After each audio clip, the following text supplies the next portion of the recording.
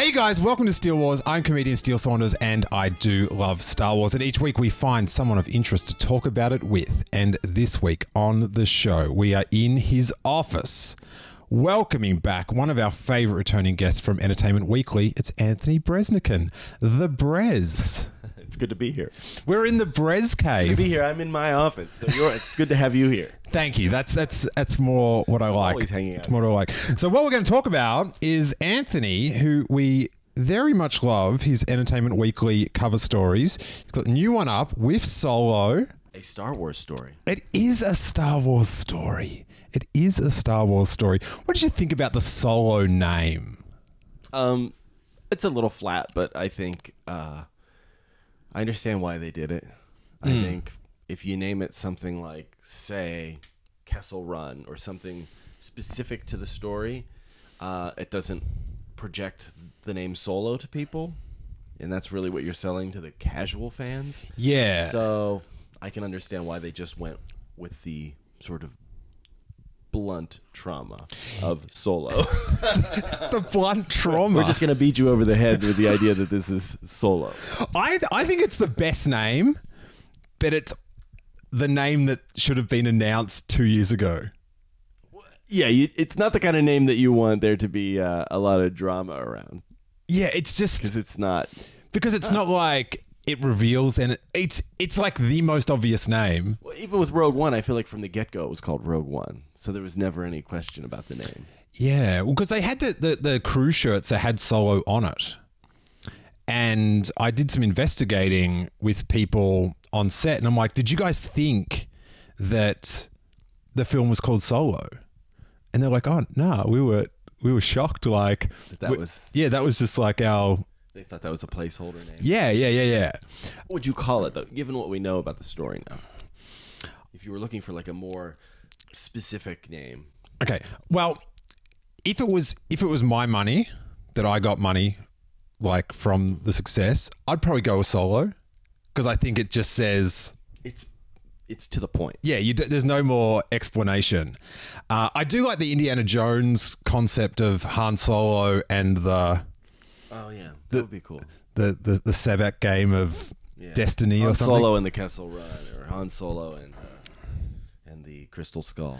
Yeah, no, not the Crystal Skull. That's, so many ants. Would that change your impression of the Crystal Skull if the Crystal Skull originated in the Star Wars galaxy?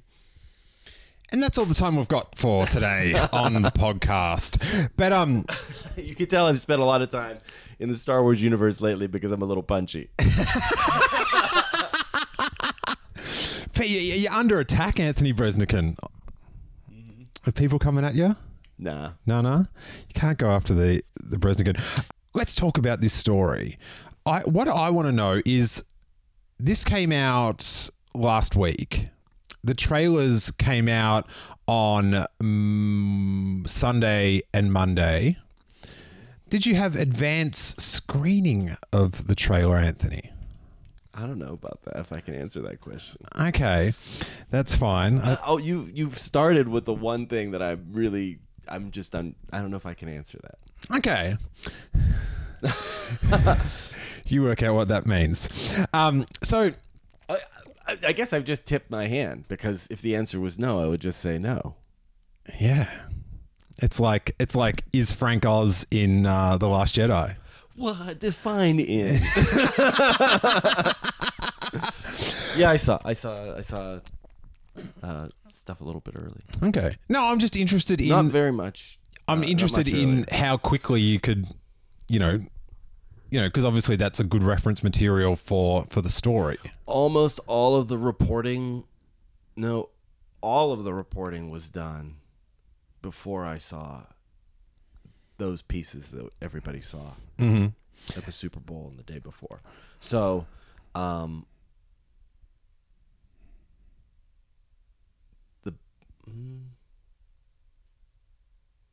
no, actually, that's not true. I had one interview after the fact, and that's where I picked up a couple of little extra details. Okay. So, but it was most of it was done beforehand, and then I was grateful for that, because normally they would not show that sort of stuff to me, but I think they were respectful of the fact that the magazine was coming out right after the trailers, and it had to be prepared in advance of the trailers.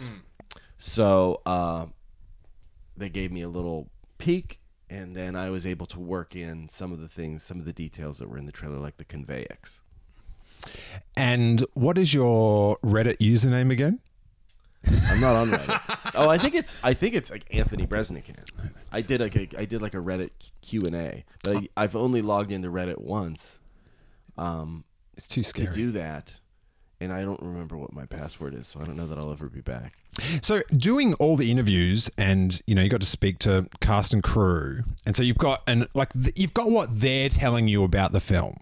Do you know what I mean? It's if you want to be extra cynical, it's the corporate pitch. It's like, this is what we're going with. It's a swashbuckling cowboy adventure heist movie, and quite often when you hear all these interviews, that it seems like there are talking points. Do you know what I mean? Which is fine, but when you watch the trailer, the teaser and the trailer, did you feel like what was portrayed in that connected with their message, or it was a little bit different?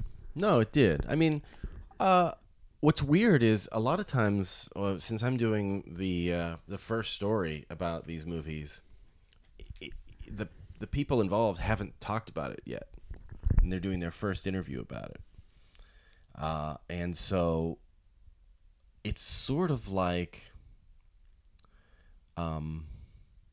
you know how like a person who can't see, a blind person, will feel another person's face to get a sense of what they look like? Mm-hmm. Like, that's what I feel like I'm doing. Like, I haven't seen the movie. In this case, the movie's not finished, but I'm trying to figure out what it looks like by talking to you. And I'm just sort of feeling around in the dark. And so sometimes I'll hit on a spoiler. Like, sometimes I'm like, ooh, don't touch me there. Like, reach a little too low, but no offense is meant. I'm just trying to feel my way, And so that's the best metaphor I can come up with. Accidentally slapping. Yeah. Spoiler, your finger's up my nostril. Yes. So I will say, like, well, who are these characters that we see with these masks? They look like a Mad Max tribe on the conveyance, and they'll say, I can't get into that. Okay, Yeah. But other times I'll say, what is this double-sided train? Oh, that's the conveyance that's traveling through the mountains, and they'll explain a little what that is. So sometimes they can answer and sometimes they can't, but really it's me trying to figure out what there is to say about this movie. And I never feel like, I have not felt like anybody's gotten on and read like a statement like this was, I'm prepared to tell you it's the story of this and that and da-da-da. Like, I never feel like anybody's reading jacket copy to me. Yeah, I don't mean like that, but do you know what I mean? When you've got The Force Awakens, it's like real sets, practical effects. Like, do you know what I mean? Everyone, sure. Yeah. And then in Rogue One, it was like, oh, this isn't your daddy's Star Wars film. This is gritty. This is war. And then The Last Jedi was like, this is unexpected. Like, do you know what I mean? There is whether it's... Oh, yeah, they did push that a lot. Yeah. They were right about that. So, I was okay with the surprises. They were very right. Please talk into your microphone at all times, Anthony. All right. I forget we're such good friends here on the green couch. I thought out of all the images that you were provided and you printed, the best one, or the one that was the most enticing to me, was, I flipped that there, was it's this one of them, just Chewie and Han laughing it up, fuzzball. They're just, it looks like they're happily avoiding something in space. It's a tight situation. Like, that to me just says... I'm guessing this is where he has won the Falcon, and they're like, they can't believe they're getting away with it. You think? I don't know. It seems like there's something in front of them that... I don't know. I feel like they're launching this thing into hyperspace for the first time. Yeah. But it's like what makes a good sort of Star Wars promotional image is... it does spark the imagination. Mm-hmm. Do you know what I mean? Like, you've got your little backstory about what it means. I've got my backstory. What did you make of the posters? I thought they were perfect. Yeah, they were cool. Have you seen the combined one? So they've got the official Solo poster where it's Solo and all those images are in the letters with the Millennium Falcon and stuff. I don't know. It's sort of I found that to be like pretty A1 marketing, where it's like you're selling it in the correct way. Yeah. Now, you're the first person to do this. I also wrote this story, Wakanda. I wrote the 2 cover pieces. Hey, mate, we've all got stuff going on. All right. This is not my only podcast for the day. All right. So you're the first person to do, to report, to have access to the cast and crew to do this Solo story. And it's the film with the juiciest behind the scenes story about it. How do you approach, like, do you know what I mean? Your listenership or your readership, a fair bit of them want to know the dirt. Yeah. But then you're working with a company that wants to go, hey, there's a new movie coming out. You should go see it. How do you balance up like we're promoting this movie but people want to know sort of maybe the darker side of the film? I think what you want to ask is, was I afraid to talk to them about the shakeup? I would never accuse you of being afraid, Anthony. No, it's a good question because I think this movie had massive upheaval on it, and you absolutely have to talk about that without question. The only question is, where do you place that in the story? And I had no problem talking to Kathy and Ron or anyone about the shakeup of directors.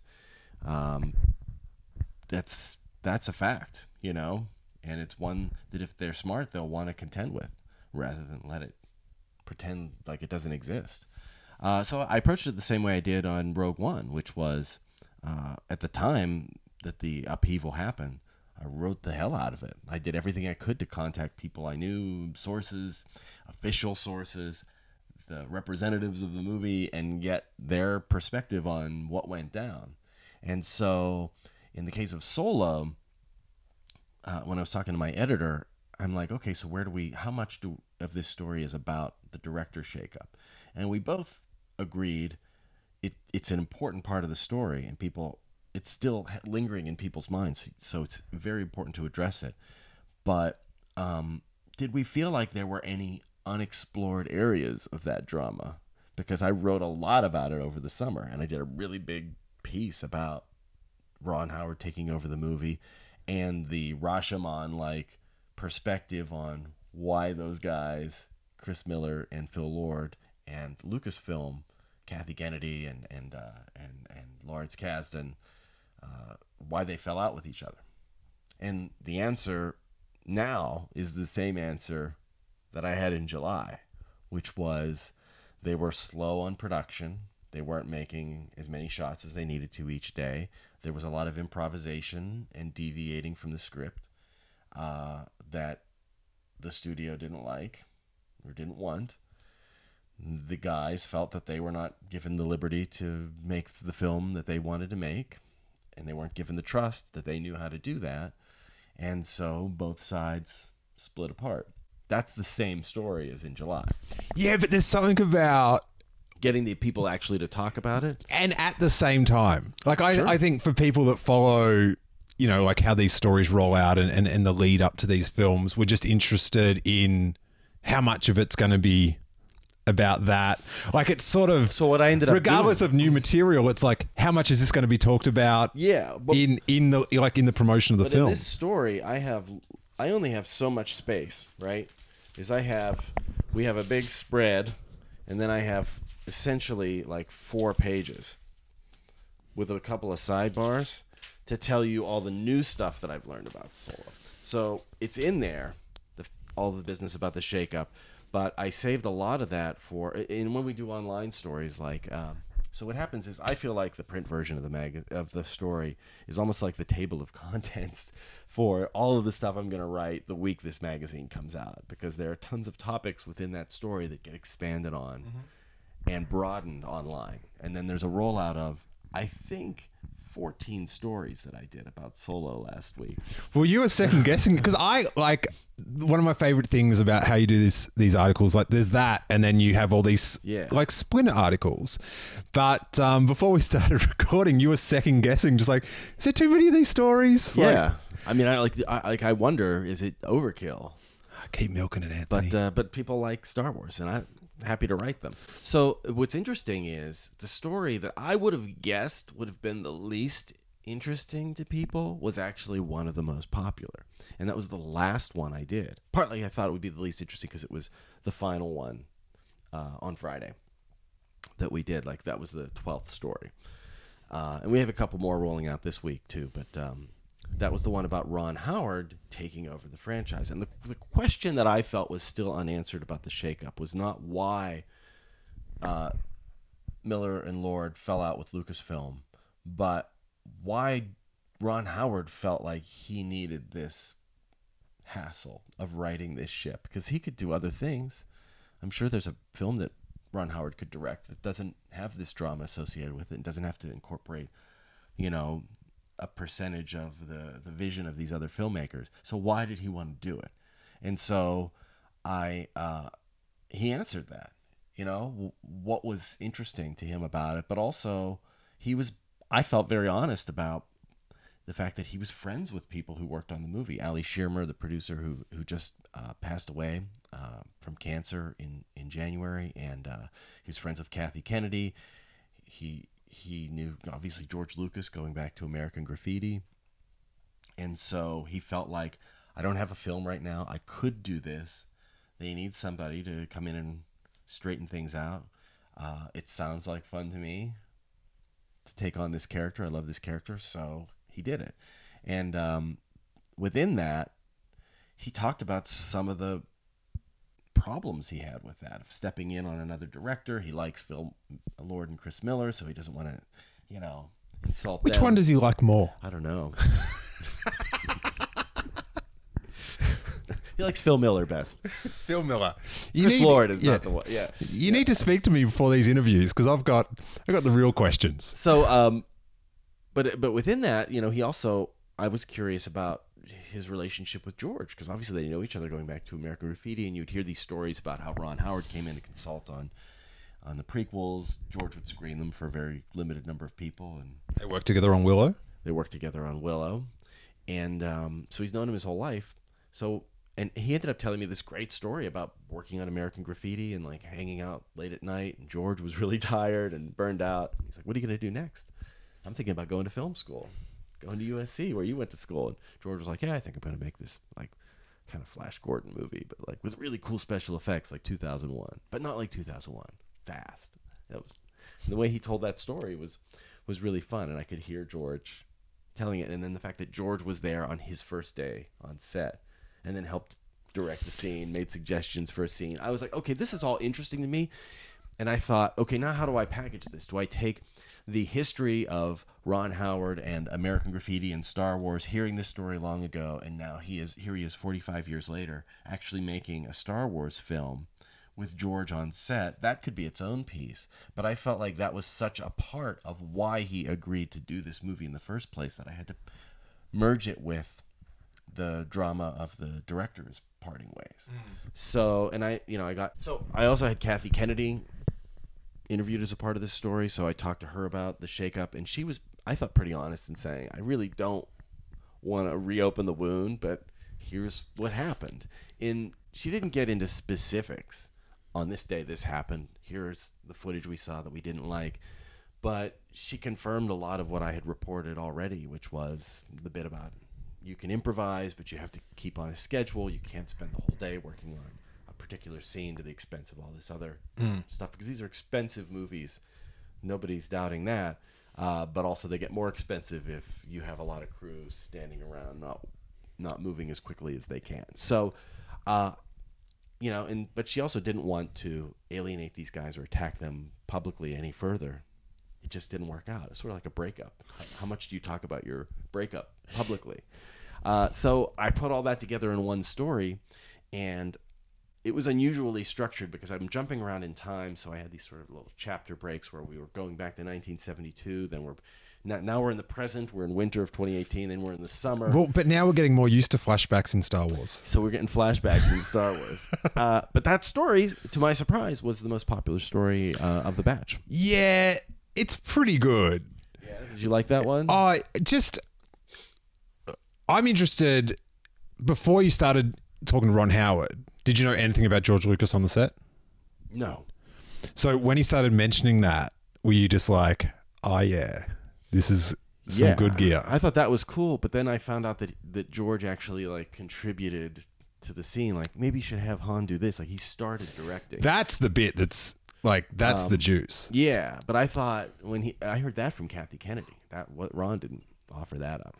Instead, I was like, tell me about George being on set for this. And she was like, oh, yeah. He actually was there just to drop by and, like, welcome Ron and make him feel comfortable, say hi to everybody on set, and then leave. And he ended up staying for 5 hours. What do you know? Like, just that. Like it's in London. Mm-hmm. Like, is he in London already? Is he? Yeah. No, I think I don't know. Maybe I'm sure he was doing some other stuff while he was there. But my guess is he was there just for the first day, a little morale boost. That's my guess. I don't know specifically whether he was brought in for that, but I would guess you've had this upheaval on a movie. You've taken a little break. You're bringing in a new director. Let's bring in George on that day. He knows the director. He can talk to the cast and crew, and it'll just be a nice little way to mark the take 2 of this movie. Yeah, that's just my guess. Nobody said that. Yeah, I get. Why was George there? Well, George Lucas's life is so. I think he visits all the movies, though. Yeah, I know he went to Rogue One. I've never heard of him on The Last Jedi. I don't know. Didn't even turn up to the premiere. He was at the Black Panther one, though. So everybody was at that one. He just knew how lit it was. He's like, I love things that are lit. I have to go. I feel like I saw Frankie Valli at the Black Panther premiere. I'm like, is every celebrity at this premiere? So what is your gist of what he actually did on the set? George? Yeah, because I think it was such a popular article because, you know, people, regardless of their feelings with disagreements they've had with him with where they've where he's taken the film, they still he's still the granddaddy of it all and the maker. And to hear him on set and throwing in a little tip, there's something weird, I don't know, almost like the fantasy of Star Wars and how it works is like, he was back, he was helping out. Like, it's like, for fans, it's quite I don't know, charming. I would say, and not to speak for him, because he and I haven't interviewed him since he walked from the company, sold the company. But having interviewed him many times before this, he cares a lot about Star Wars. Like, it's really fun for him. These characters mean a lot to him, and he enjoys it. And imagine being J.K. Rowling and somebody says, we don't need you. Thank you for selling Harry Potter to us, but now we're going to make our own stories, and they're not going to involve you. That'd be a very hard thing to live with, I think. And I think it's important for Star Wars to expand beyond George Lucas at this point, but I think it's nice that there is still a place for him there. And I think there should be. I don't think you have to listen to every plot point. Like, I know he has a different idea of what the new trilogy should have been, the new saga. I like the one we have, so I'm okay with that. But I do think, listen to him. And he did consult on The Last Jedi, mainly about Jedi-related matters. And I think this whole thing we see Luke talking about how the Jedi really were not as great as everybody thinks, a lot of that comes from George Lucas. Because that was the whole message of the prequels, which is these guys are too rigid in their beliefs, and they are they think that there's an instruction manual for following the Force, and there's not, and it's not theirs to own. Yeah, I don't think anyone's done more work to, I don't know, kind of discredit the Jedi than George Lucas. Like, because when we were, when you were like in the 90s and thinking about the prequels and there's going to be Jedi, Like, no one imagined that they were going to be marred in all these rules and weirdness. We just thought they'd be like, woo, we're igniting lightsabers and saving everyone. Yeah, that they're perfect. And the reason I think The Last Jedi works so well is it does follow that tradition of these. When you start thinking of yourself as a hero, that's when you need to start wondering if you're the villain. You know, if you start thinking I can do no wrong, maybe you're doing wrong in that very moment. And that's an interesting perspective. So the fact that George is there, and I don't know what he directed, they didn't want to give that away. I mean, he didn't really direct. Then I saw people picking up that story like George Lucas directed Solo, and it's like, no, he was there, and I think he gradually over the course of the day, like, you know, I think he was there to say hi to Ron and, you know, wave to the people and meet and greet some cast and crew, and then it was like he was having fun. So he's, hey, man, I'll watch you shoot a little bit. Oh yeah, man, you mind if I sit? Yeah. Oh, this is like kind of comfy. This director's chair. Hey, what if we had him say this? And I think it just gradually. Like, he just tried it on a little bit, you know? Did you get that? And the Ron was happy to, go along with that. So you got that bit of info from Kathy. Did you get to speak to any of the other cast and crew about George Lucas? No, I didn't know that after.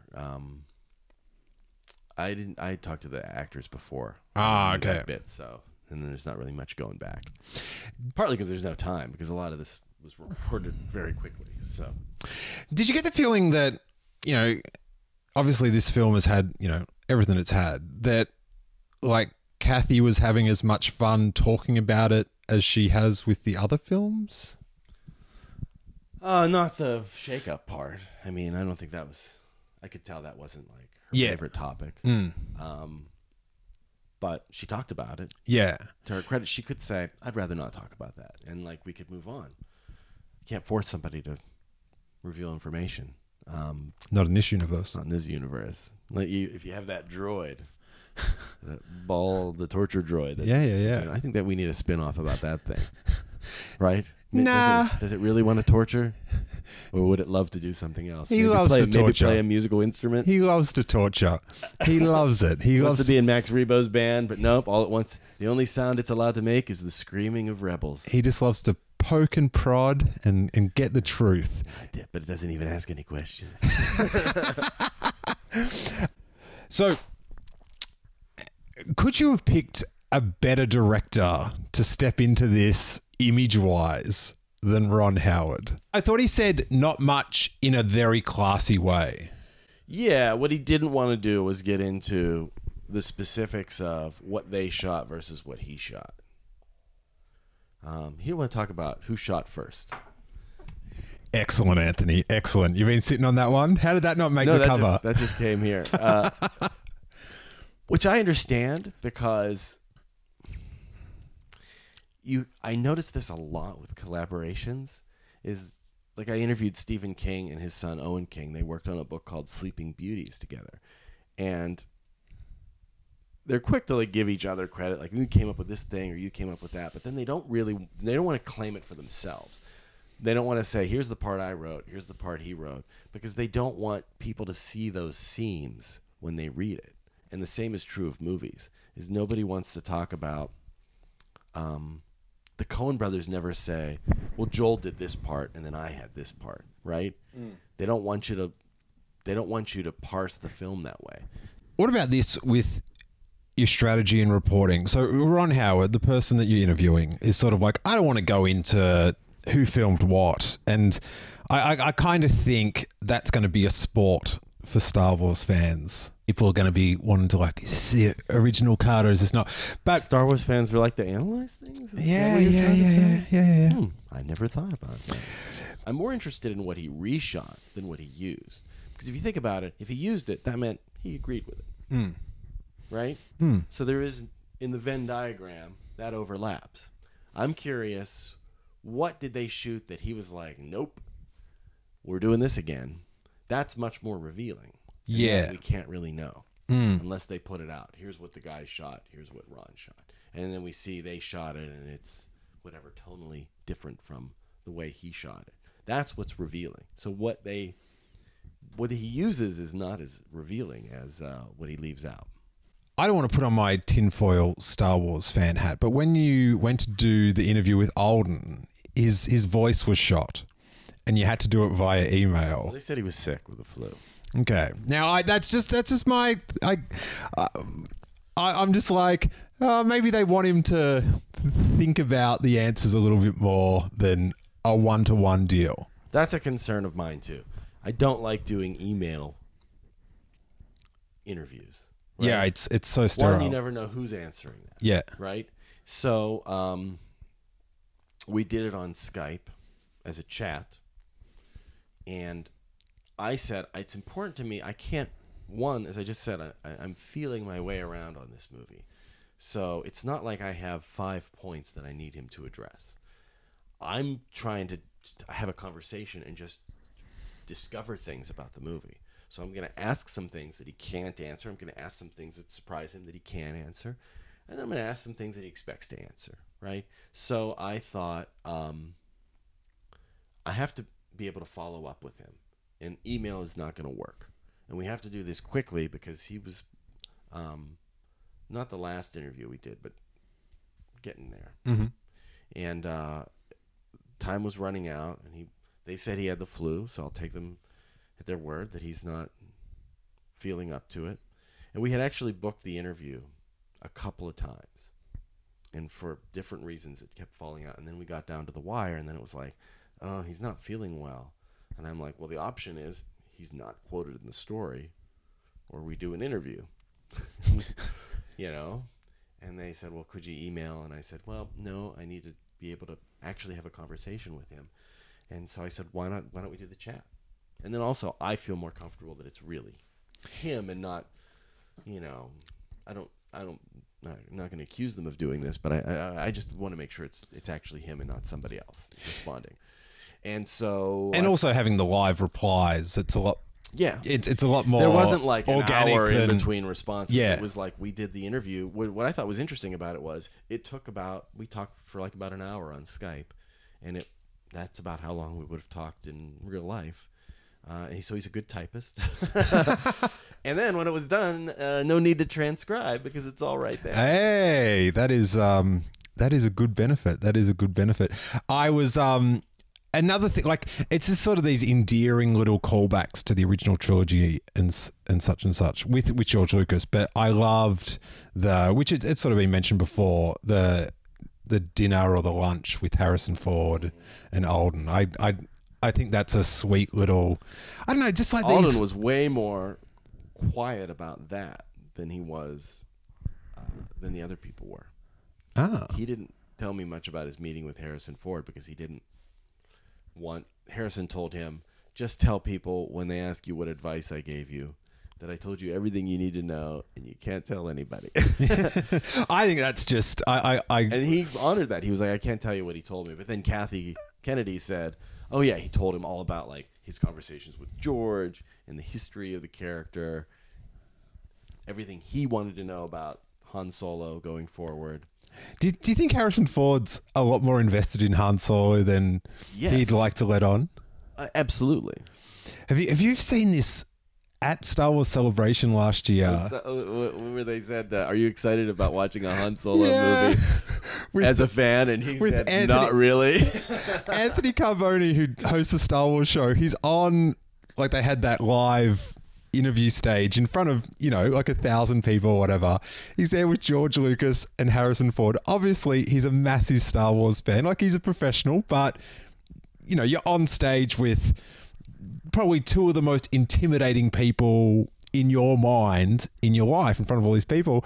And it's just the coldest moment of just like, are you excited about the Han Solo film? And he looks shocked at the question. Like, it's like, no. Did he laugh when he said it? Yeah. Did he like, not really?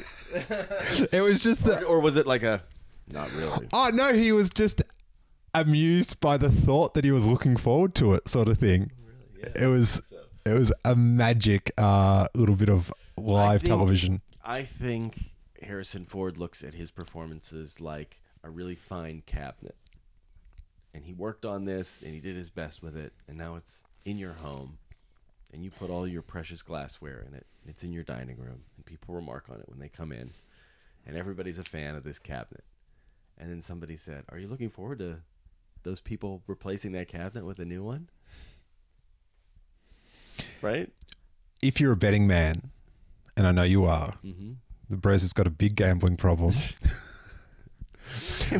Actually, not a gambler. What are your odds that George Lucas and Harrison Ford are at this premiere? Good odds. Which one's more likely? George. Yeah. I hope Harrison goes. I think he will. Yeah. I think he would have no problem going. I think he knows.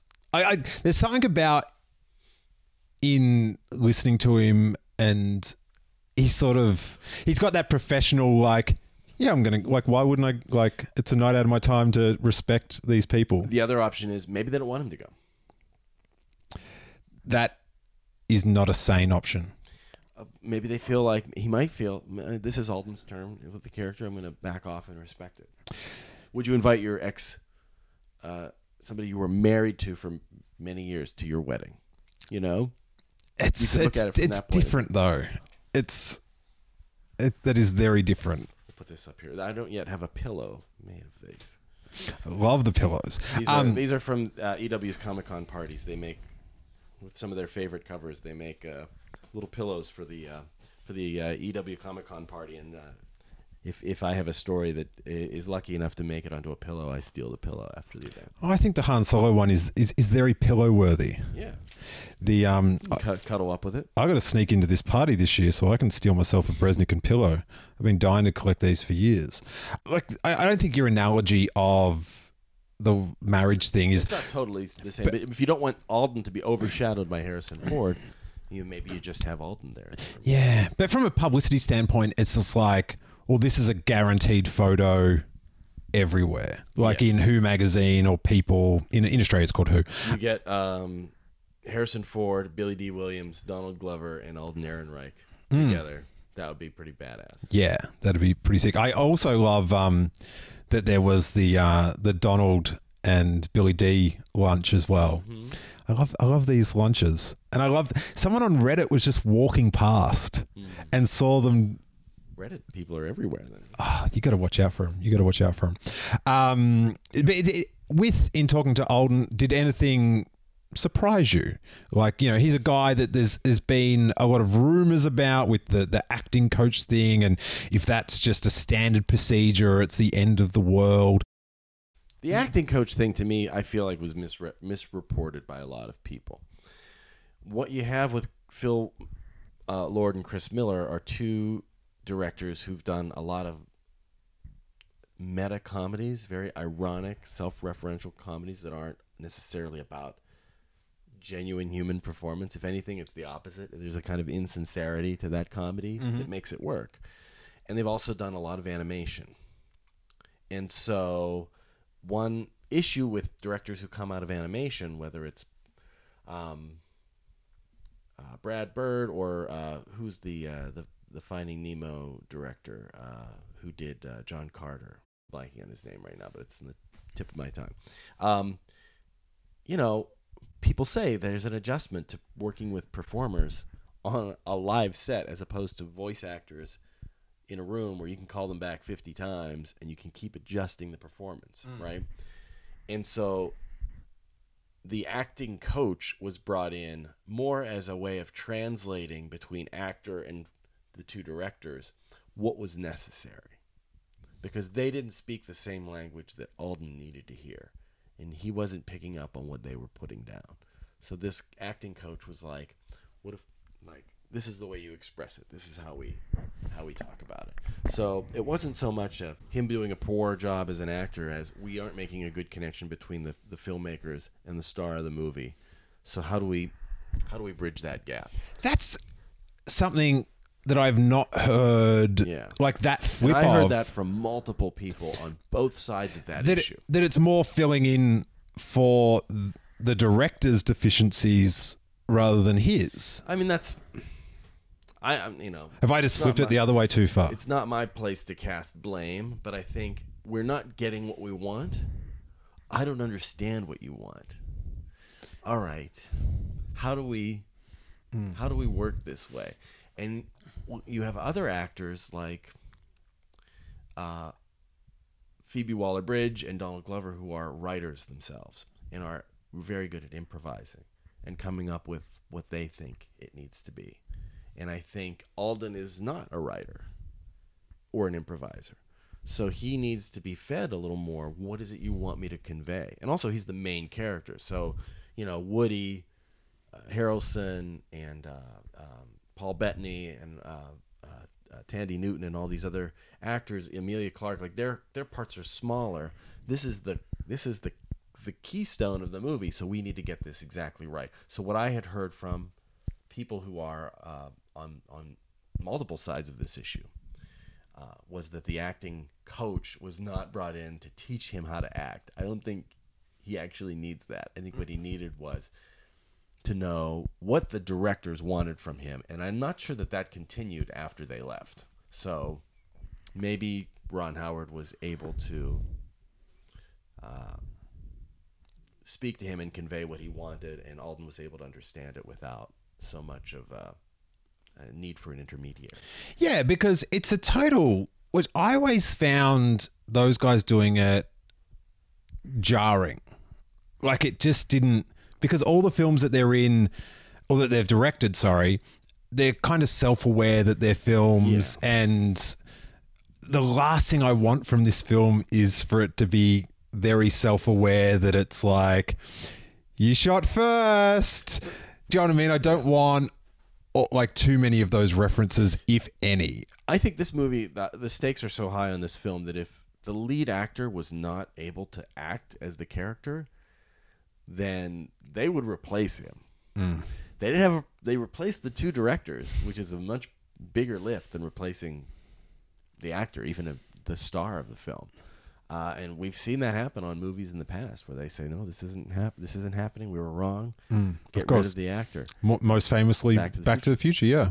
So I think that would have happened. They didn't owe Alden Ehrenreich. It's not like, oh, he's a major star and going to sell this movie for us. I think from what I hear, he was fine. He needed to know what the directors wanted.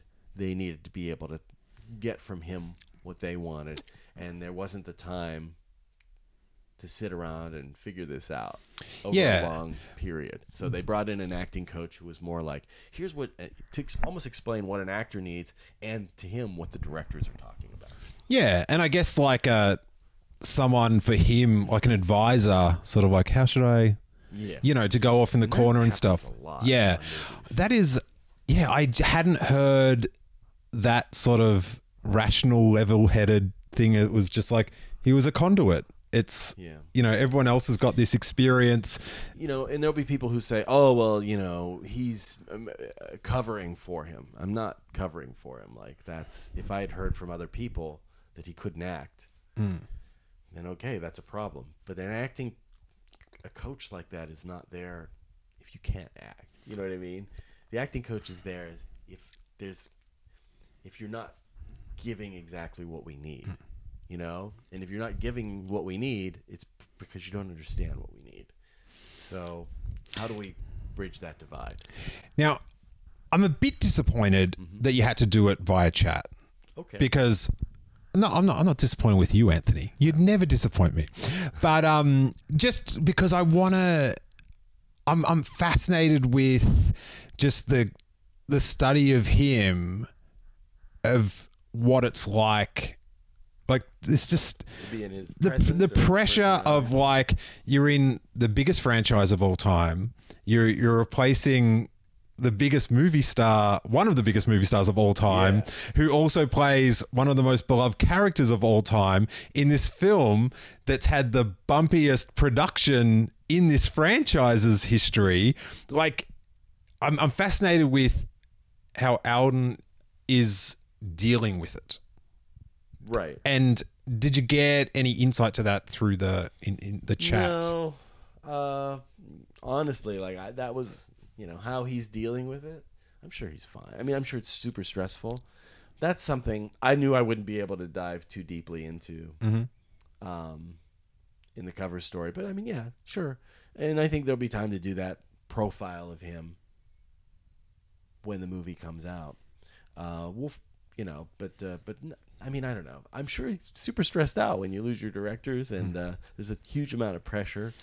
But then, But also replacing Harrison Ford, But that stuff is stressful, and do you know what I mean? Like it's compound stress. Yeah, for sure. and we're more in the, I don't know, salivating over everything and seeing what people are saying on Twitter and all that sort of stuff. So we're a bit more engaged. Here's where I also think, but like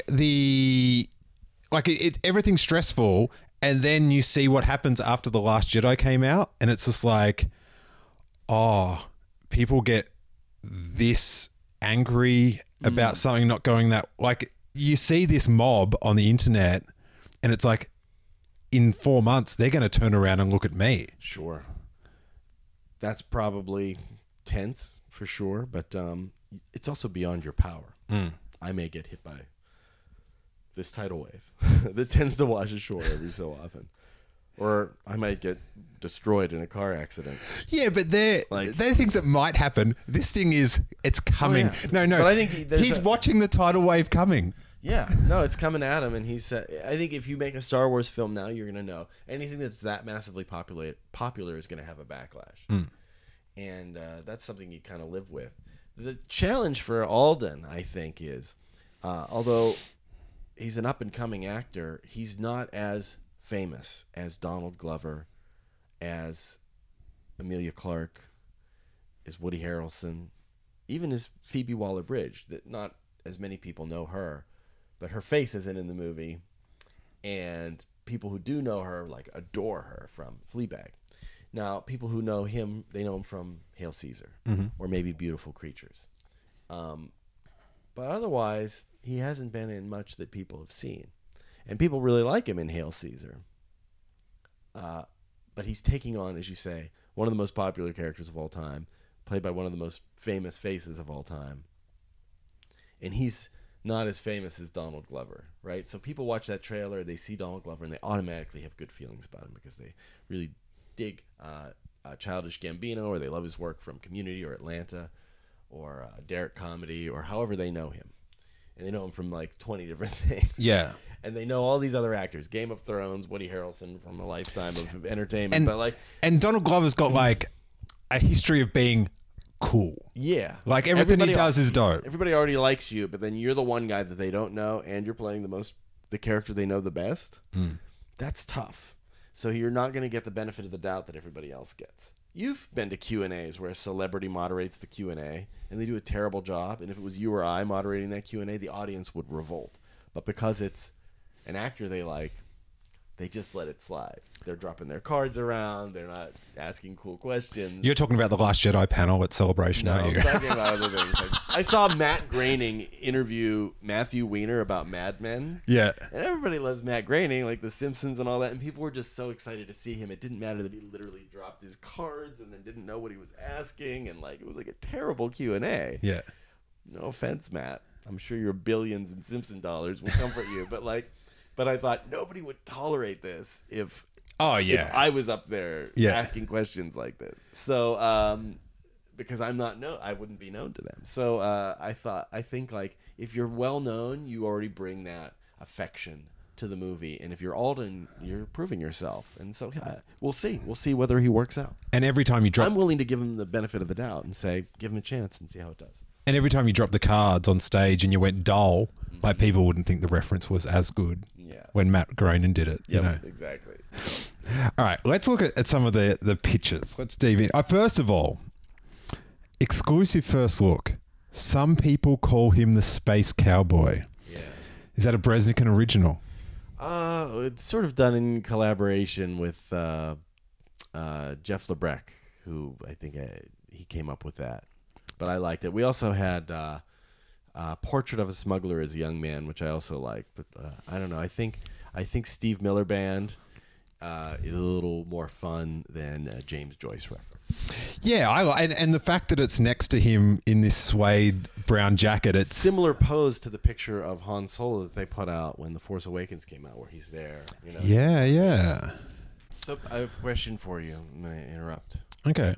Because we're sitting on this green couch, does that mean people are going to be able to Photoshop it out and put us on all sorts of interesting that would be pretty cool. I would. Can you do that? Can you, if we move the pillows, like, can you make it so that the couch becomes like a moving star field? I don't have that sort of time. I don't have that sort of resources. You might want to talk. You were pretty technologically You advanced. might want to talk to your buddy Kathleen Kennedy about such. Get ILM on this. Help out with Star Wars.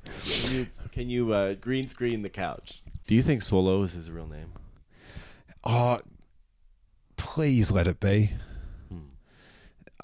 Let's just. They've Why? said this thing. It's about how he makes his name. Yeah, How he makes his name. I really hope that's like a metaphor or something. Like, do you know what I mean? How we. Kathleen Kennedy said it to me in her interview. I didn't use it in a quote because it started to sound a little bit to me like if I feel like it's, what is it? Practical effects, real. Yeah. Real lizard people. Real What is sets. it? Real sets. Practical effects. Practical effects. Like, yeah. There were some real lizards.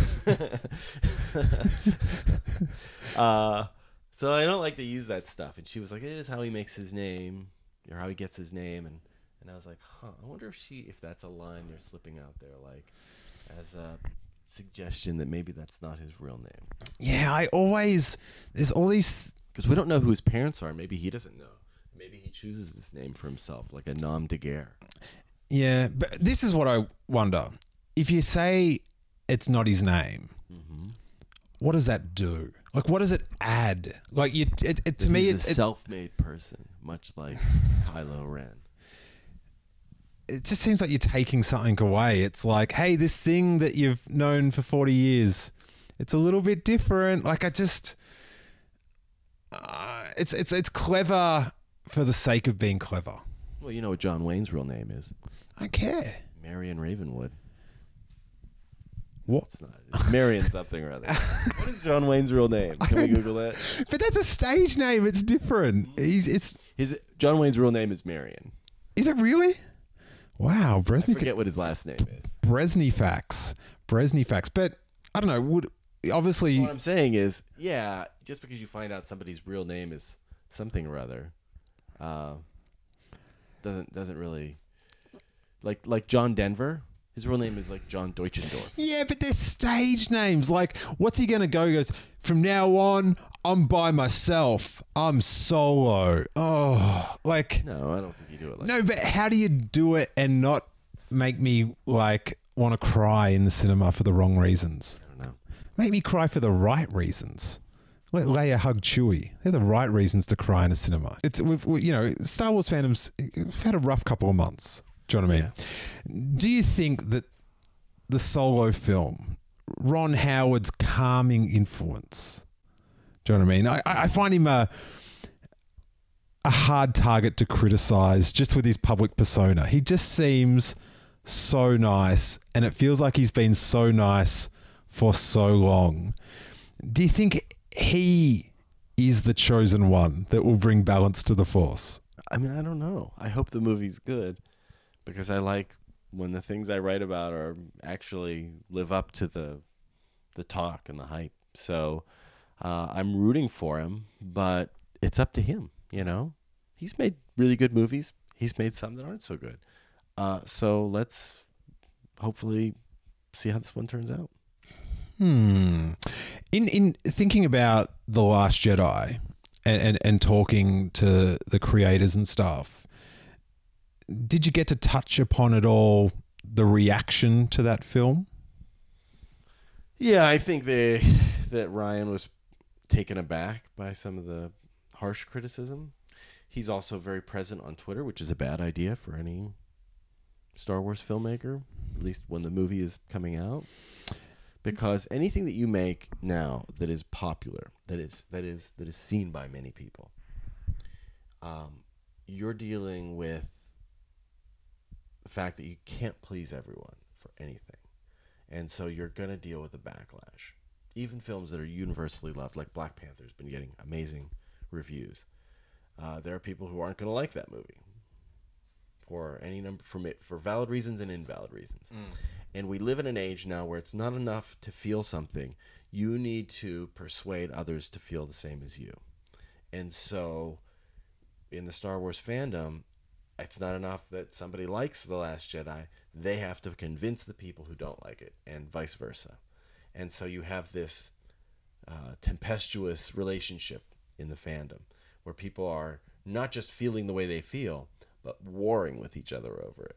And everything is divisive. And I'm sorry, but The Force Awakens dealt with the same thing. The only difference is that was, 3 years ago. 2015, right? So like, coming up on 3 years ago. And we just live in a different social media age where you had Twitter and Facebook then, but now those things have been weaponized. Yeah.